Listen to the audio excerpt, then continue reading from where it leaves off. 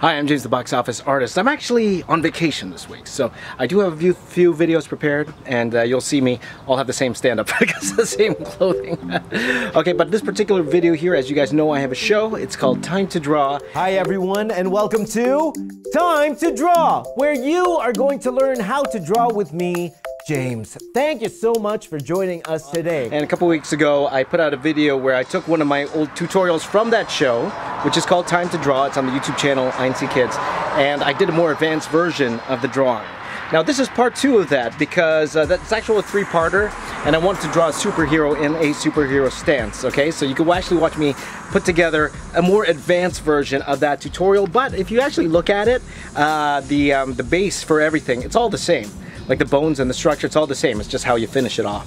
So that's the more advanced part. So you can check that out and how I do it in a more advanced way, and you can watch me do that right now.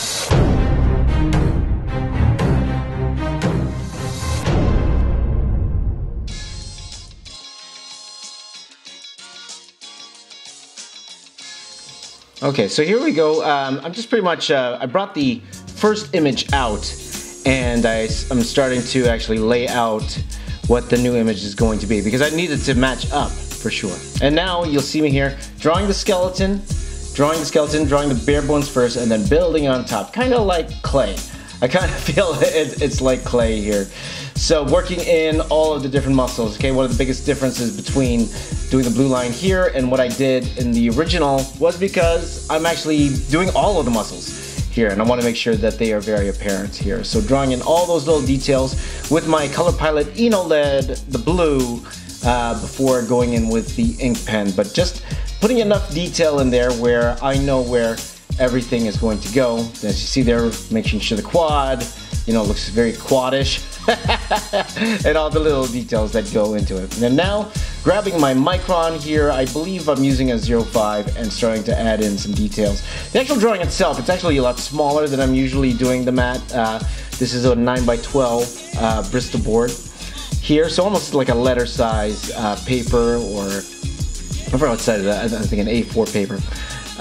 And here, just roughing in all of the details here. Now, I'm going over a pass here where it's just single lines, okay? Just straight lines here, no shading at all. I just wanted to get as much detail as I could going in here. So drawing in all of the folds here and all of the structures and outline here. Okay. Now here I already added some cross hatching, but I decided, you know, I'm gonna wait until the end when I decide how the shadows are gonna go. I'm just gonna really outline all of the musculature and all of the muscles here. So adding in all of the detail there in the forearm, in the rib cage, as you see here, and there you go there. All right. Okay, adding in again the detail on the other arm there, and now the belt here. Okay, so I pretty much made this a generic superhero, but you know, this would work if you're drawing Batman or Superman or any type of character here. And now outlining all of the actual muscles inside here. Okay, so just enough information where I know everything's gonna go, because I know I'm gonna go in with the Sharpie, as you see here, and adding in the shadows.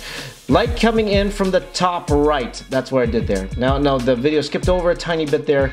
I had a lot of dark to the legs there, but again, thinking about the light coming from the top right, okay? And now going back in with the micron here and adding in some hatching, okay? And the good thing about the hatching,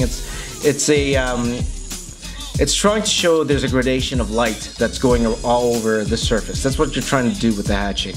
So I would suggest to you guys, whenever you see someone adding hatching like this, whether your favorite comic book artist or maybe like you know, one of your favorite YouTube artists were adding hatching, try to understand why. Understand why we're adding all of these little lines. We're not adding lines just for the sake of adding lines. There's a reason why. And the reason why I add these lines is pretty much to show the light going around the surface here. So just adding a few more little details to our little standing superhero there, and a confident pose, you know, chest up, chin up. Okay, now I'm adding a solid dark line around the entire figure, and that helps kind of pop it from the background. And adding just a little bit more detail. So let's back up here, adding in the cape. I'm going to draw in the cape right now.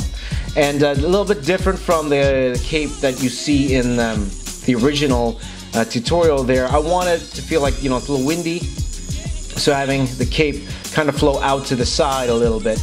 And again, trying to understand how the light's going to hit that cape when it goes through. So that's why I decided to add the shadows here where I do with the Sharpie, the thicker Sharpies here. Now again, you don't have to use Sharpies, you can use Copics here, or if you want to use India ink, totally up to you how you want to do it.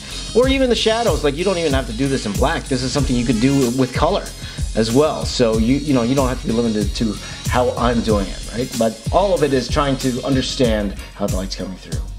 And now bringing back the first drawing again to start adding in the background. Again, making this background a tiny bit more advanced, adding little bits of detail here and there. But because this is the centerpiece, it's pretty much one-point perspective, the centerpiece, so you don't see a lot of perspective going on here. But the important thing is I'm trying to match up all the lines so I could connect both pieces if I wanted to here.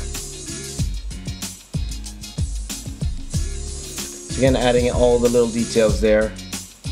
And on the ledge there, and this is a lot of fun to me. This is very soothing. I'd go ahead and put in a podcast or something like that.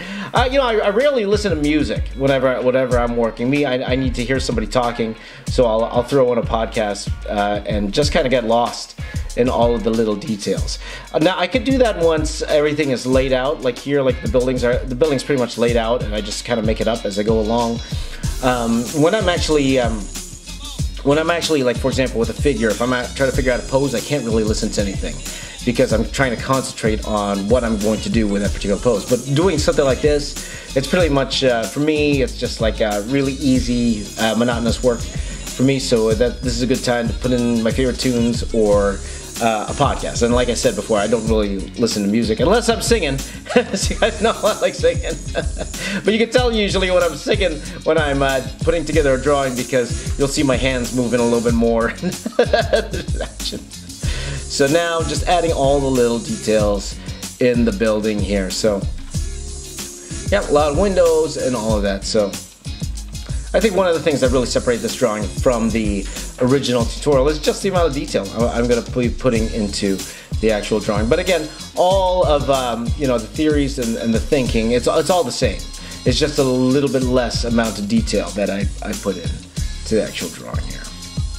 So there you go. So that's pretty much it. Me putting together this piece for the next couple minutes. You can watch me add the extra detail to all of these buildings behind. I just wanted to add more detail just to kind of make it a little bit more advanced. And again, you'll see a little bit less two-point perspective in this one, just because we're really face on to this. So if anything, you'll just see a little bit of one-point perspective, but just adding a lot of detail just because it's a lot of fun for me. So hopefully you enjoyed this advanced tutorial.